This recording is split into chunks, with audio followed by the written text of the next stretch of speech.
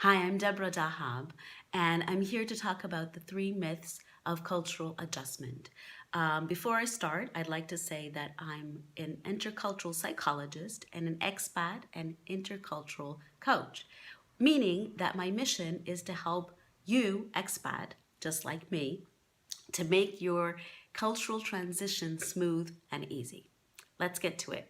Now, the first myth we're going to talk about, and I've seen very frequently, is that people say, I've traveled abroad, I've done it before, and it's going to be easy breezy. Now, the issue with this myth is that you really haven't done the same thing before because we're not the same people.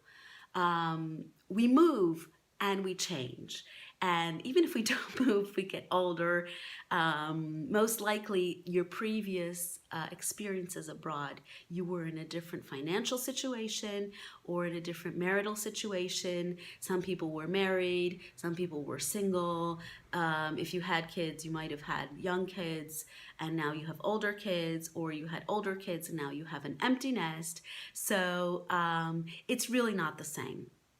So it's important to, yes, learn from your mistakes, learn from your learnings and from the things that went well, always taking into account your current priorities, your current situation. Now, what did I do previously that was good, that I want to repeat? Well, do it again. What do I want to do differently because now I have small children, or because now I'm not employed, or because now I'm employed in a big company and not student anymore. So take into account your current situation and be really realistic about it. It's important to learn from your experience, but also not close yourself to new experiences from being prejudiced or having biases with how it's going to go, right? So it's finding that balance that's the key to success. Now, myth number two. Myth number two is I'm going to leave everything behind. I'm going to leave my problems behind. I'm going to leave my issues, and I'm going to start a clean slate in the new country. Well, this might even be unconscious. Some people might not really even realize that their mindset is like that, right? So the issue with this myth is twofold. And the first problem with this myth is that our issues most likely are within ourselves, and they have to do with the way we react to things and not necessarily the things themselves that happen in our lives, the challenges. It has to do with how we deal with them and how we approach them in a positive or negative manner. It might be very tempting to say, I'm going to leave people behind and not care about them, people that give me grief, and that's very tempting to do. But this has to do with the second part of the problem of this myth, is that when we move, in order to make it really successful and smooth, it's important to focus on what we do want to accomplish with this move and not what we're trying to avoid.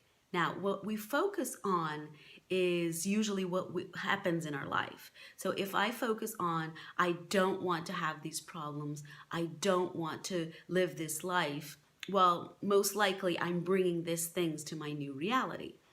You can shift this mindset saying, I do want to accomplish new things in this new reality, in this new culture.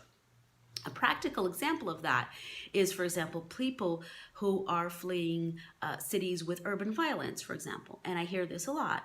I'm going to so-and-so country because I don't want to live in the violence. Now, even if you're going to the safest country in the world, if you go with this mindset, you're going to be wired to look for things that are insecure.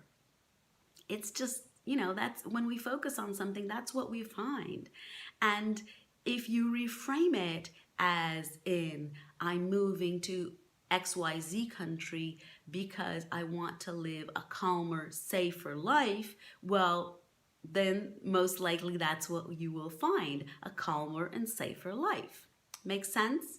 Okay, so we're going to talk about myth number 3, which is I have to focus on the logistics. That is the most important. Getting the paperwork done, getting the apartment found, school for the children, if that's the case. Now, this myth is kind of partly untrue because this is really important, right? We need to do the paperwork, we need to get things done. However, an important and crucial part of cultural adjustment and is very, very frequently overlooked is the emotional preparation. And if you don't have the emotional preparation, you can have all the paperwork, you can have all the beautiful apartment, you can have your kids in school, and you're not going to be successful in your transition. Because you don't know consciously why you're going. You don't know consciously what your motives are and what you want to achieve. So, in order to solve this myth, it's important to be really clear and focus on what you do want to accomplish. So it might take a little bit of soul searching because what's apparent in the surface might not be your interior ultimate motives. So it might take a little bit of soul searching. But it's worth it. One way to do it is journaling. A lot of people benefit from journaling if you like writing, and then reading them the what you wrote back and saying, well, yeah, I never thought, I felt that way. Some people, it's audio, audio recording. Other people, it might be paintings, whatever works for you, but express it in a concrete way, or else your thoughts and are just going to be brain waves in your head, and you're going to, they're just going to flee. So it's important to make it concrete, and it's important to write them down or record them or whatever works for you. Now, one tip I like to give in people in this situation is, of course, think about why you want to go, but also think about what for. What are you moving for? What do you want to accomplish with this move?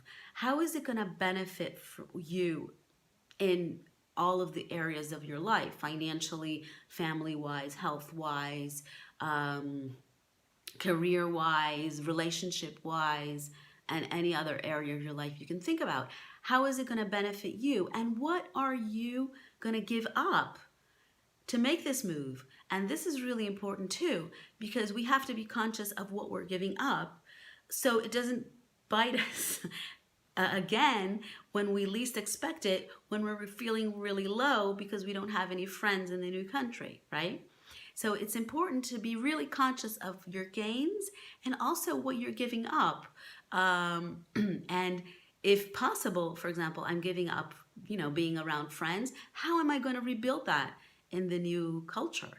And having this mindset, having this internal preparation is as important as all the paperwork, because that is going to set the tone for success, easy breezy, which is what I look for and what I help my clients to do, or having to struggle and, being annoyed at cultural differences and suffering a lot more the cultural shock that we all suffer when we go into new cultures. Now, I hope this was helpful for you. I'd be happy to take questions via messages.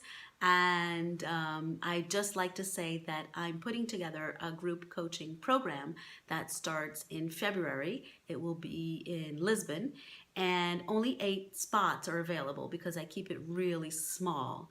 So this program will run for 6 weeks, 6 Saturdays from February to March. And also everyone will have 3 individual sessions with me, so they can talk about issues that they might not be comfortable in a group setting. And applications are open. So if you're interested in participating in this new edition of the group coaching program, I'd be happy to schedule a call, see if it's a good fit for you, and if you are a good fit for the program, if it's what you're looking for, if it's what it's going to help you adjust better to any new culture. doesn't matter where you are. The challenges might be really similar. So this can really help. I hope you enjoyed this, and I hope to be back soon here. Bye-bye.